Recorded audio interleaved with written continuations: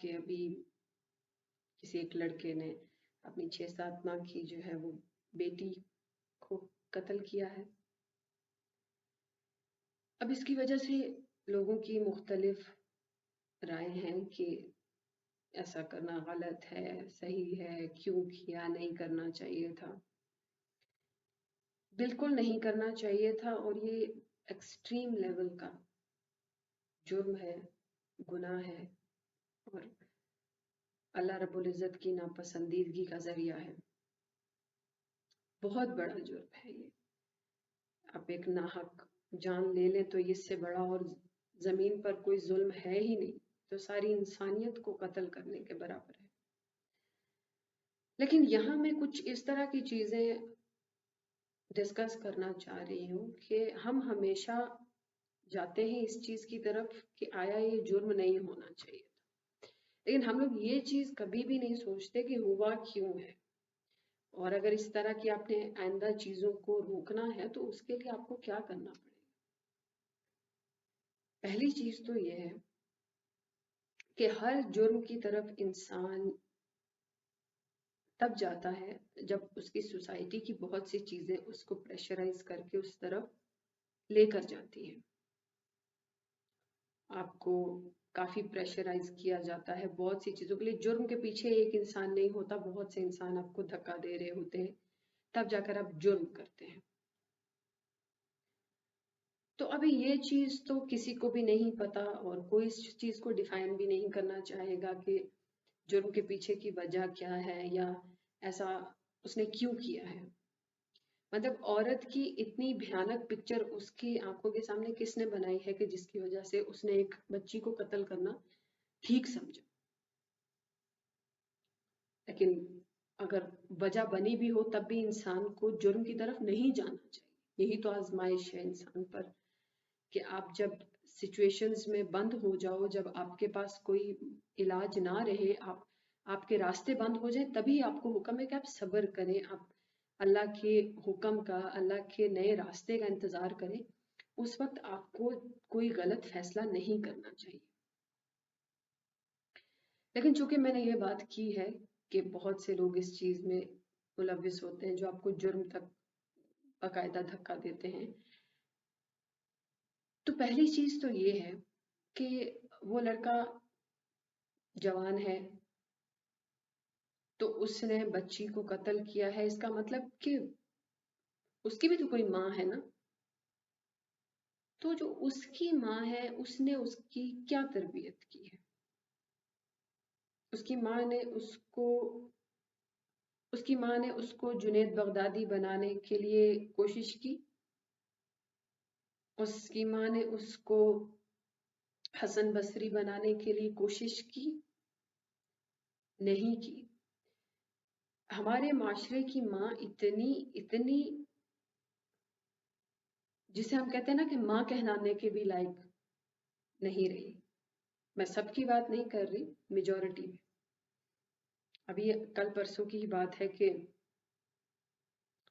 ہماری ایک کام کرنے والی آتی تھی تو بڑی اچھی ہے وہ. انہوں نے کسی اور جگہ کام کرنا چاہا تو میری والدہ کو آ کر کہنے لگی کہ آپ بھی تو باجی ہیں،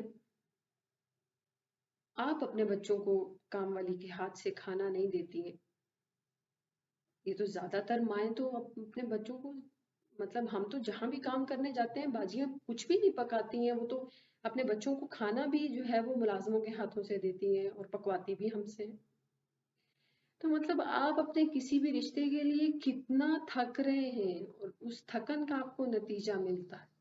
کیا کیا ہے آپ نے اپنے نفس پہ کتنا سیکریفائس کیا ہے. میں سارا قصور اس لڑکے کو نہیں دے سکتی. اس کو کسی نے یہاں تک بڑا بھی کیا ہے، کسی نے اس کو اتنی عمر تک جو ہے نا وہ بنایا بھی ہے.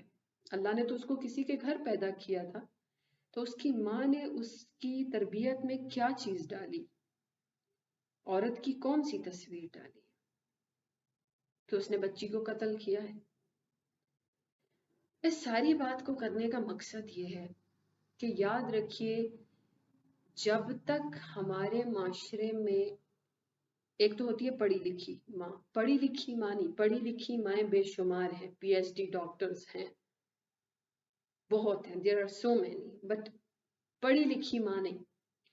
تربیت یافتہ مائیں جب تک ہماری سوسائٹی میں نہیں آئیں گی، نہیں ہوں گی اور نہیں کریں گی تربیت، تب تک ہمارے معاشرے میں اس طرح کے لوگ پیدا ہوتے رہیں گے۔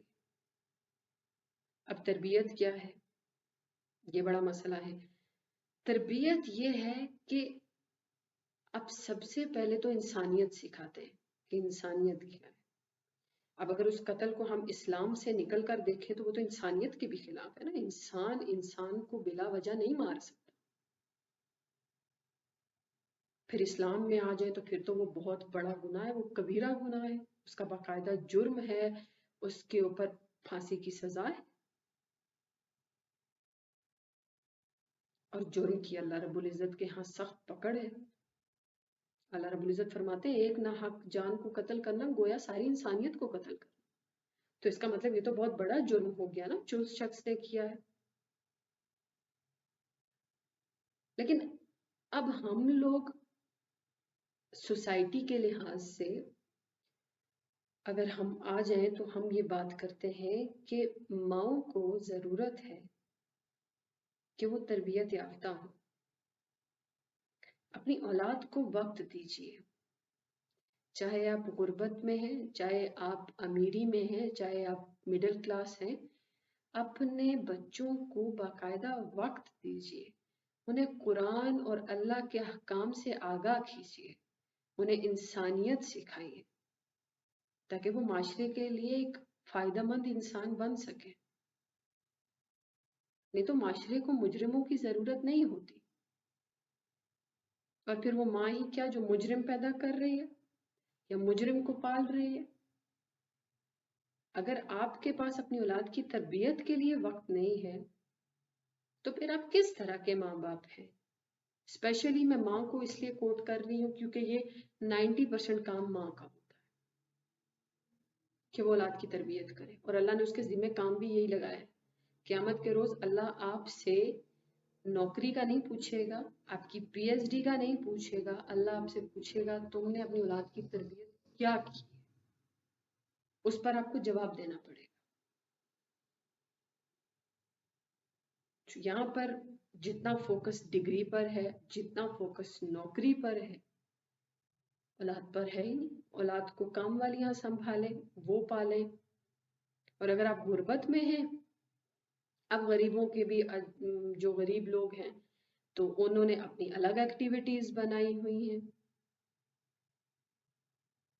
ماؤں کے پاس ٹائم نہیں ہے، دن دن بھر بچے گلیوں میں کھیلتے ہیں یا وہ گلیوں میں پلتے ہیں بڑھتے ہیں، آپ ان کی تربیت کس وقت کر رہی ہیں، آپ ان کے اوپر توجہ کس وقت دے رہی ہیں؟ اور اگر آپ توجہ نہیں دے رہی ہیں تو ایز ریزلٹ اسی طرح کے بچے ہوں گے، اسی طرح کے بچے جوان ہوں گے، اور وہ معاشرے کے لیے صرف اور صرف مجرم بنیں گے، کیونکہ نہ آپ نے ان کو انسانیت دی ہے، نہ آپ نے ان کو دین اسلام دیا ہے، نہ ہی آپ نے ان کو اسلام سکھایا ہے۔ خیر ابھی یہ ساری بات میں نے ایک اپنا نظریہ تھا جو میں نے سمجھا دیا، اللہ تعالیٰ آپ لوگوں کو بھی اور مجھے بھی سمجھ کی توفیق عطا فرمائے۔ تو ابھی جو میں نے سلسلہ شروع کیا ہے اپنی کلاسز کا، اس کی بھی وجہ یہی ہے کہ آپ لوگ تقریباً 40 منٹس اپنا دین کو سیکھنے کے لیے لگائیں تاکہ آپ کو کچھ نہ کچھ حاصل ہوتا رہے اور آپ اپنی اولاد کی تربیت کرتے رہیں، اور اپنا جو جسے ہم کہتے ہیں نا اپنا کنبہ، اس کو اچھے طریقے سے بنائیں سارے اسلامی اور انسانیت کے قانون کے ساتھ۔ اس میں پھر انسان جب اچھی صحبت میں اور اچھے لوگوں کے ساتھ رہنا شروع ہو جاتا ہے تو خود بخود توفیق ملنے شروع ہو جاتی ہے اچھی چیزوں کی، اچھی باتوں کی، اچھی سوچ کی۔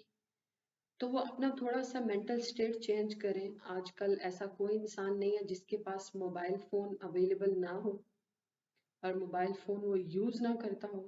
سو اپنے موبائل فون اگر سوچا جائے تو بہت بڑی نعمت ہے، اور اگر اس کا مس یوز کیا جائے تو یہ بہت بڑی جو ہے نا وہ لعنت ہے انسان کے لیے. تو آپ اپنے لیے اس کو نعمت بنائیے. سوشل میڈیا یوز کرنا ہے تو اس کو کچھ اچھائی کے لیے استعمال کیجیے. تو اگر آپ لوگ کلاسز کو جوائن کرنا چاہیں تو میرے ڈسکرپشن میں جو ہے وہ کانٹیکٹ نمبر اویلیبل ہے.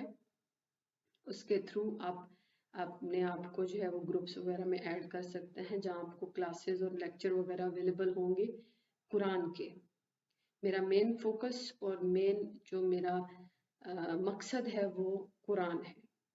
کیونکہ میرے نزدیک بلکہ ہر مسلمان کے نزدیک قرآن سے بڑی ہدایت اور کوئی نہیں. تو جس نے قرآن کو پکڑنے کی کوشش کی سو گویا اس نے دین کو پکڑنے کا جو ہے نا وہ ارادہ کر لیا. تو آپ دین کو اگر سیکھنا چاہتے ہیں تو آپ اپنے قرآن کو سیکھنے کی کوشش کیجیے.